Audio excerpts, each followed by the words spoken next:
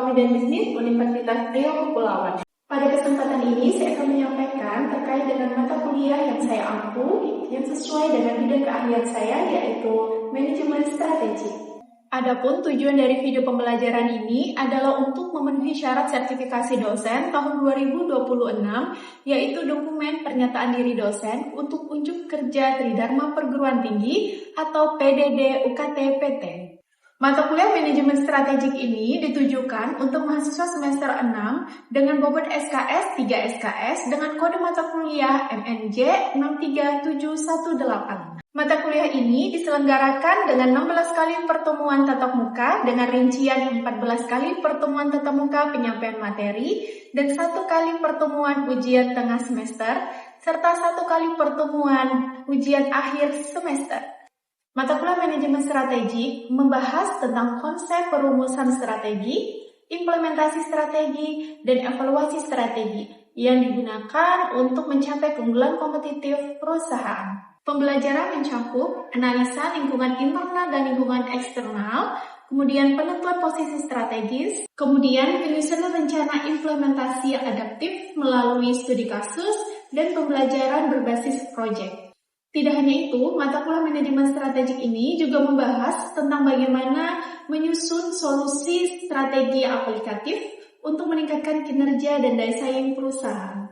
Strategi belajar yang digunakan dalam mata kuliah manajemen strategik ini adalah project based learning, yang mana mahasiswa secara berkelompok akan melakukan observasi langsung di perusahaan dalam menyusun dan merancang strategi yang tepat untuk perusahaan, sehingga luaran dari mata kuliah manajemen strategik ini adalah laporan hasil observasi yang dilakukan oleh mahasiswa secara berkelompok yang nantinya akan dipresentasikan mahasiswa di kelas. Adapun capaian pembelajaran lulusan ataupun CPL Prodi pada mata kuliah manajemen strategi meliputi pertama, CPL 5, mampu mengaplikasikan konsep ekonomi dan dinamika lingkungan bisnis secara nasional dan global sebagai dasar untuk pengambilan keputusan manajerial. Yang kedua, CPL 7, mampu menyelesaikan masalah manajerial pada bidang pemasaran, keuangan, operasional, dan sumber daya manusia secara sistematis dan berbasis data. Yang ketiga, CPL 8, mampu mengaplikasikan strategi bisnis, menyusun rencana operasional, serta mengelola sumber daya manusia untuk meningkatkan kinerja dan daya saing perusahaan. Sedangkan capaian pembelajaran mata kuliah yang diharapkan pada mata kuliah manajemen strategik ini antara lain CPMK 1, mahasiswa mampu mengaplikasikan konsep dan alat analisa manajemen strategik dalam perusahaan. CPMK 2, mahasiswa mampu mengidentifikasi lingkungan internal dan eksternal perusahaan sebagai dasar pengambilan keputusan dan perumusan strategi. CPMK 3, mahasiswa mampu mengevaluasi alternatif strategi bisnis dalam meningkatkan keunggulan kompetitif perusahaan. CPMK 4, mahasiswa mampu merancang strategi bisnis yang efektif berdasarkan hasil analisa lingkungan bisnis. Adapun sub CPMK pada materi ini adalah ketepatan mahasiswa dalam mengaplikasikan teori terkait posisi kompetitif perusahaan melalui langkah strategis, pengaturan waktu, dan lingkup operasional perusahaan. Adapun 3 komponen utama dalam proses pembelajaran manajemen strategik ini, pertama adalah delivery, yang kedua interaction, dan yang ketiga adalah assessment. Untuk delivery, saya memberikan RPS, kontrak kuliah, bahan ajar pada sistem e-learning Unrika, siakat.unrika.ac.id, serta presentasi interaktif yang dilakukan secara langsung untuk memudahkan mahasiswa memahami materi perkuliahan. Kemudian, interaction. Interaction pada mata kuliah ini melibatkan komunikasi 2 arah antara dosen dan mahasiswa, seperti diskusi, sesi tanya jawab, serta refleksi bersama. Kemudian, assessment ataupun sistem penilaian. Sistem penilaian pada mata kuliah ini mencakup penilaian dari tugas individu mahasiswa, kuis, tugas kelompok, serta partisipasi aktif mahasiswa di kelas, serta penilaian dari ujian tengah semester dan ujian akhir semester. Adapun metode pembelajaran dalam mata kuliah manajemen strategik ini adalah menggunakan metode presentasi interaktif, yaitu diskusi studi kasus, respon aktif mahasiswa, dan presentasi interaktif, sehingga memudahkan mahasiswa tidak hanya memahami secara teori, tetapi juga secara praktik dalam pengambilan keputusan dan analisa studi kasus. Selain itu, referensi yang saya gunakan dalam mata kuliah manajemen strategik ini adalah satu buku referensi dan beberapa artikel jurnal ilmiah yang bereputasi dan tentunya memiliki nilai kebaharuan dan sesuai dengan materi pembelajaran dan LPS mata kuliah manajemen strategik. Baik, berikut adalah video pembelajaran mata kuliah manajemen strategik dengan materi pertemuan yang keempat, yaitu memperkuat posisi kompetitif perusahaan melalui langkah strategis, pengaturan waktu, dan lingkup operasional perusahaan. Mari kita simak.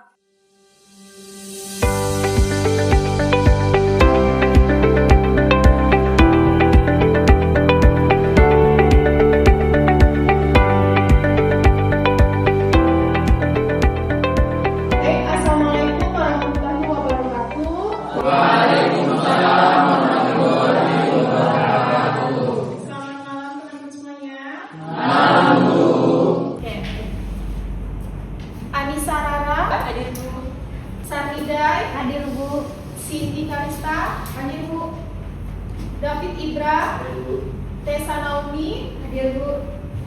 Rozia, hadir Bu. Ratu Fesya, hadir Bu. Arifin, Hadir, Bu. baik. Berarti hadir semua ya? Hadir, Bu. Oke, baik. Baik, rekan-rekan sekalian, materi di minggu keempat kita hari ini adalah tentang memperkuat posisi kompetitif perusahaan melalui langkah strategis, pengaturan waktu, dan lingkup operasi. Nah, materi kita hari ini masih berkaitan dengan materi kita di minggu ketiga terkait dengan strategi generik ya. Sebelum kita bahas lebih dalam terkait materi kita hari ini, saya mau tanya, masih pada ingat tidak 5 langkah strategi generik yang kita pelajari di minggu ketiga? Masih. Masih. Oke, coba salah satu perwakilan kelas sebutin 5 strategi generik yang kita pelajari minggu lalu apa? Saya, Bu. Jadi yang pertama itu ada low cost, kemudian ada differentiation, kemudian ada lagi best cost dan fokus low cost, dan satu lagi fokus differentiation.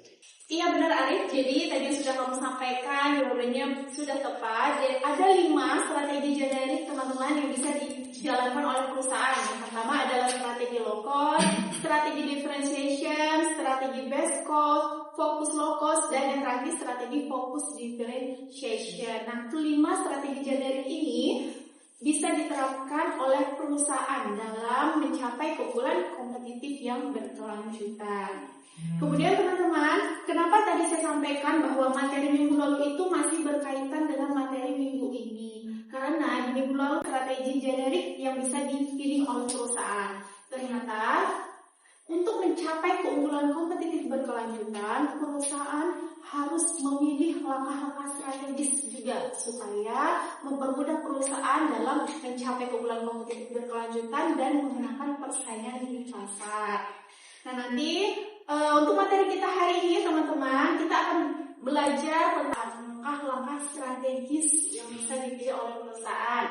Yang pertama adalah tindakan ofensif, tindakan defensif seperti itu. Nah, nanti perusahaan akan diberikan pilihan apakah memilih salah satu langkah strategis tersebut atau bisa menggabungkan 2 langkah strategis tersebut. Perusahaan tentu harus punya langkah strategis ataupun strategi yang tepat supaya perusahaan tadi bisa tetap bertahan, tetap eksis, dan tetap bisa bersaing dengan kompetitor di pasar. Nah, perusahaan yang memiliki posisi kompetitif yang kuat biasanya mampu, pertama, menarik lebih banyak pelanggan di pasar, kedua, memiliki pangsa pasar yang besar, ketiga, menghasilkan keuntungan yang berkelanjutan, dan yang keempat, lebih tahan terhadap tekanan persaingan. Artinya, semakin tingginya posisi kompetitif perusahaan, maka semakin besar pula peluang perusahaan untuk mencapai namanya keunggulan kompetitif berkelanjutan. Jadi goals utama perusahaan itu adalah bisa mencapai namanya keunggulan kompetitif berkelanjutan. Jadi rekan-rekan, sebelum perusahaan memilih antara strategi defensif atau strategi ofensif, perusahaan harus mempertimbangkan dua faktor, gitu ya, yang ada faktor internal dan faktor eksternal. Oke nih, di faktor internal ada sumber daya perusahaan, kapabilitas organisasi, teknologi yang digunakan, SDM, gitu ya, kemudian inovasi produk yang sudah dijalankan oleh perusahaan, itu termasuk dalam faktor internal. Kemudian kalau untuk faktor eksternal, bicara tentang bagaimana kondisi industri, persaingan, perubahan teknologi, regulasi pemerintah, dan tentunya perubahan kebutuhan ataupun keinginan konsumen di pasar. Karena kita tahu sifat pasar itu kan dinamis ya, jadi seringkali perusahaan ini harus menyesuaikan dengan karakteristik kebutuhan maupun keinginan konsumen di pasar. Setiap strategi yang dipilih harus sesuai dengan kondisi eksternal dan tentunya kondisi internal perusahaan. Gitu. Jadi dua faktor inilah yang menentukan kira-kira dari kedua strategi tadi mana ya yang paling cocok dengan kondisi perusahaan untuk bisa mencapai namanya keunggulan kompetitif yang berkelanjutan. Teman-teman bisa lihat gitu ya bahwa ada dua langkah-langkah strategis yang bisa dipilih perusahaan. Adalah strategi ofensif. Tujuannya apa? Untuk menyerang kompetitor, posisi pesaing, dan tentunya merebut pangsa pasar, merebut pelanggan yang dimiliki oleh kompetitor, oleh perusahaan pesaing seperti itu. Dan untuk tujuannya untuk memperluas pangsa pasar, menarik pelanggan pesaing, dan menciptakan keunggulan kompetitif baru seperti itu. Nah, di sini beberapa cara yang bisa digunakan oleh perusahaan ketika perusahaan tadi memilih untuk menjalankan strategi ofensif. Yang pertama, inovasi produk, menciptakan produk baru, lebih cepat dari pesaing, atau memperbaiki produk yang sudah ada dengan menambahkan keunikan ataupun keunggulan tersendiri yang belum diciptakan oleh kompetitif ataupun pesaing. Kemudian penetapan harga agresif, menawarkan harga lebih murah untuk merebut pasar. Kemudian yang ketiga, blue ocean strategi. Teman-teman di sini apakah pernah mendengar tentang blue ocean strategi? Pernah. Jadi blue ocean strategi ini teman-teman merupakan pendekatan bisnis yang mendorong perusahaan gitu ya, untuk menciptakan pasar baru yang belum pernah ada. Contoh sederhananya dulu Gojek. Nah, Gojek itu termasuk salah satu perusahaan yang menerapkan strategi ofensif. Dulu kan belum ada Grab, belum ada Maxim, gitu ya teman-temannya, belum ada Uber, gitu kan. Nah,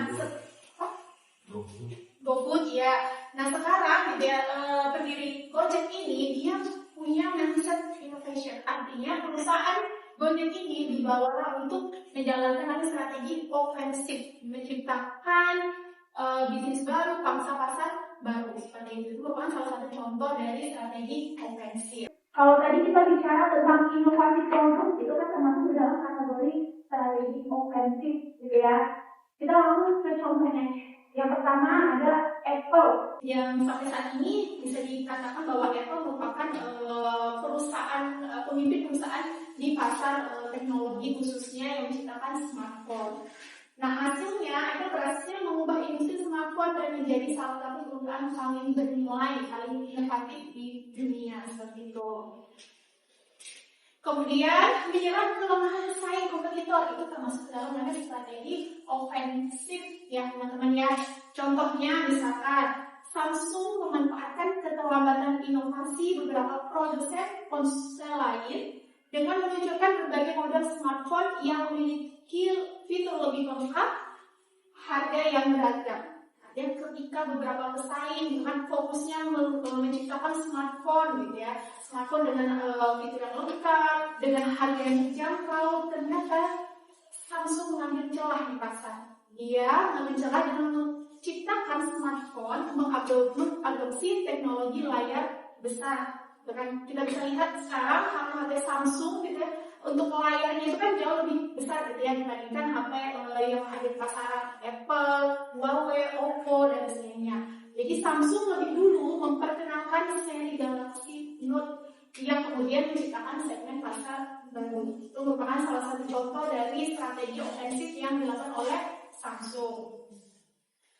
Kemudian masuk ke contoh strategi yang ketiga, yaitu strategi Blue Ocean yang tadi sudah dijalankan oleh Gojek. Mungkin sekarang Gojek tidak termasuk ke dalam perusahaan yang mengadopsi strategi Blue Ocean karena sudah banyak kompetitornya. Tapi dulu gitu ya, pertama kali Gojek masuk di pasar Indonesia, dia termasuk perusahaan yang melakukan strategi Blue Ocean gitu. Contohnya misalnya kalau di sini saya mencontoh Apple melalui iTunes dan iPhone. Mungkin di pasar sebelumnya Apple melihat bahwa pasar musik digital di dunia misalkan penuh dengan pembajakan perangkat yang tidak terintegrasi. Nah, seiring berkembangnya bisnis Apple, kemajuan teknologi, inovasi yang dilakukan oleh Apple mampu menciptakan ekosistem iPhone, iTunes, dan iPhone. Tiga produk ini saling terintegrasi satu sama lain seperti itu. Nah, hasilnya Apple tadi dia berhasil menciptakan pengalaman baru yang mengubah cara persepsi orang dalam membeli smartphone dan menikmati musik serta menggunakan smartphone yang tadi saling terintegrasi. Jadi ketika di pasaran banyak pilihan untuk smartphone, tapi ada segmen konsumen baru yang mereka lebih cenderung menginginkan menggunakan smartphone sambil mendengarkan musik, yang sambil berteman iPhone. Nah, si Apple ini lah, gitu kan, melakukan terobosan baru dengan menciptakan produk yang bisa digunakan untuk menikmati musik serta tetap menggunakan smartphone tersebut. Selanjutnya kita akan membahas tentang strategi defensif, gitu ya. Nah, untuk strategi defensif ini berbeda dengan strategi ofensif. Perbedaannya, kalau strategi defensif dia fokus melindungi pangsa pasar yang sudah ada, seperti itu, dan mempertahankan posisi dari serangan pesaing ataupun kompetitor. Fokusnya untuk mempertahankan pelanggan dan mengurangi risiko kehilangan posisi kompetitif. Seperti yang pertama, meningkatkan hambatan masuk pasar atau barrier to entry. Jadi perusahaan yang menjalankan strategi defensif, dia akan fokus bagaimana meningkatkan investasi dalam teknologi ataupun hak paten pada produknya untuk membuat pesaing tidak bisa meniru produknya. Kemudian yang kedua, peningkatan loyalitas pelanggan, membangun program loyalitas dan diskon khusus member. Yang ketiga, diferensiasi produk yang ada, menyempurnakan produk lama tanpa mengubah intinya, ya, agar tetap relevan dan kompetitif sesuai dengan keinginan konsumen saat ini. Nah, tadi kita sudah bahas tentang definisi dari strategi defensif. Nah, selanjutnya kita akan membahas tentang bentuk-bentuk strategi defensif. Yang pertama tadi terkait dengan meningkatkan hambatan masuk pasar, gitu ya, meningkatkan investasi dalam teknologi atau hak paten untuk produk yang dimiliki supaya pesaing tidak bisa atau sulit untuk meniru produk tersebut. Contoh Intel Corporation, gitu ya, yang mana Intel melakukan namanya strategi defensif pada barrier to entry, menginvestasikan miliaran dolar untuk penelitian dan pengembangan pada produknya. Kemudian Intel Corporation pun memiliki ribuan hak paten pada produknya, sehingga sampai saat ini gitu ya, para kompetitor perusahaan pesaing itu kesulitan ya untuk meniru produk yang ditawarkan oleh Intel Corporation. Itu termasuk salah satu contoh gitu ya dari perusahaan yang melakukan strategi defensif melalui barrier to entry. Defensif selanjutnya adalah peningkatan loyalitas pelanggan, yang membangun program loyalitas dan diskon khusus member. Contohnya adalah Garuda Indonesia, maskapai BUMN dari Indonesia. Kita tahu gitu ya, bahwa Garuda Indonesia seringkali ini memberikan program loyalitas dan diskon khusus untuk membernya. Contoh, Garuda Indonesia dengan strategi yang dilakukan seperti program Garuda Miles, penukaran poin dengan tiket gratis, prioritas check-in, dan fasilitas inklusif. Nah, hasil dari strategi defensif yang dilakukan oleh Garuda adalah pelanggan bisnis dan pelanggan rutin cenderung tetap memilih untuk menggunakan Garuda Indonesia? Karena tadi beragam program loyalitas yang ditawarkan menarik atau meningkatkan loyalitas dari konsumen ataupun pelanggannya seperti itu. Kemudian yang ketiga, bentuk strategi diferensiasi yang ketiga adalah diferensiasi produk yang ada. Menyempurnakan produk lama agar tetap relevan dan kompetitif. Contoh, Indofood dengan strategi yang dilakukannya memperbarui desain kemasan Indomie, menambahkan pilihan ukuran kemasan. Sekarang udah ada ya produk Indomie dari Indofood yang berukuran jumbo. Nah, itu merupakan salah satu cara atau strategi Indofood dalam melakukan diferensiasi produk. Kemudian menyempurnakan kualitas bumbu dan kemasan serta menambahkan varian rasa Indomie yang baru. Menurut rekan-rekan mahasiswa sekalian, mengapa Indofood CBP sukses makmur termasuk perusahaan yang menjalankan strategi defensif? Siapa yang ingin menjawab? Saya, Bu. Oke, silakan. Mungkin karena produk inti tetap mie instan, tetapi pembaruan dilakukan agar konsumen tidak beralih ke merek pesaing. Oke, Ratu, jawaban kamu sudah benar. Berikan aplaus untuk Ratu. Baik, rekan-rekan sekalian, sebelum kita melanjutkan ke materi selanjutnya, sampai di sini ada yang ingin ditanyakan? Ya, Bu. Oke, silakan Sarah. Oke, tadi sudah dijelaskan strategi. Ada dua strategi. Yang pertama itu strategi ofensif dan defensif.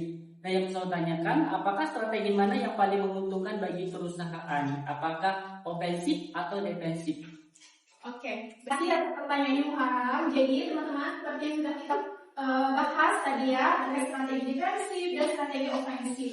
Jika mengacu pada pertanyaan yang ditanya oleh rekan kita Muharram terkait strategi defensif dan strategi ofensif, mana nih yang lebih menguntungkan bagi perusahaan? Jika kita bicara tentang jangka panjang, keuntungan jangka panjang, maka perusahaan seharusnya memilih namanya strategi ofensif. Gitu. Karena dengan strategi ofensif, perusahaan bisa menciptakan inovasi produk terbaru, menciptakan pangsa pasar baru, gitu ya. Nah, jika kita bicara tentang jika perusahaan ingin memperoleh keuntungan jangka pendek, maka perusahaan bisa memilih namanya strategi defensif. Tadi kita bahas bahwa strategi defensif itu adalah strategi yang resikonya lebih rendah dibandingkan strategi ofensif.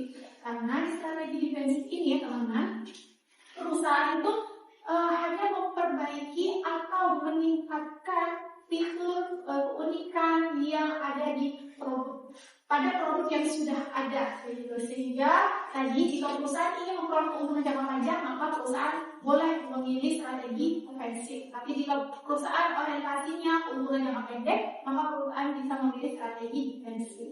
Tapi ingat, gitu ya, perusahaan boleh mengkolaborasikan, menggabungkan dua strategi sekaligus dengan syarat sesuai dengan kemampuan sumber daya yang dimiliki oleh perusahaan. Karena ketika perusahaan itu menjalankan dua strategi sekaligus, maka membutuhkan sumber daya yang besar seperti itu. Oke, sampai di sini ada yang ingin menambahkan? Saya ingin menjawab. Menurut saya strategi yang cocok adalah strategi ofensif karena mengutamakan inovasi produk, cocok untuk perusahaan yang ingin mengambil keuntungan untuk jangka panjang.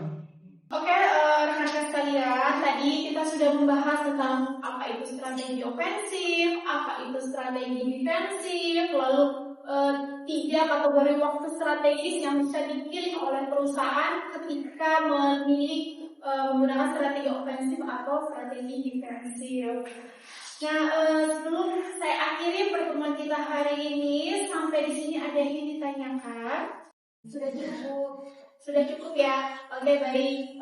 Saya ingin menjelaskan sedikit tentang kesimpulan dari materi yang kita bahas hari ini. Perusahaan tidak hanya cukup memilih satu strategi saja, tetapi perusahaan boleh mengkolaborasi, menggabungkan dua strategi sekaligus. Misalnya tadi strategi ofensif ataupun strategi defensif. Kembali lagi, harus sesuai dengan kemampuan, kapabilitas, sumber daya yang dimiliki oleh perusahaan serta teknologi yang dimiliki oleh perusahaan tersebut. Kita ingin menggabungkan dua strategi sekaligus, ya. Kemudian di sini teman-teman bisa lihat langkah strategis yang tepat, ada ofensif, ada defensif, kemudian waktu yang efektif, tadi ada 3, first mover, first follower, dan late mover. Kemudian penentuan untuk operasi yang sesuai, ada integrasi vertikal dan horizontal, seperti itu.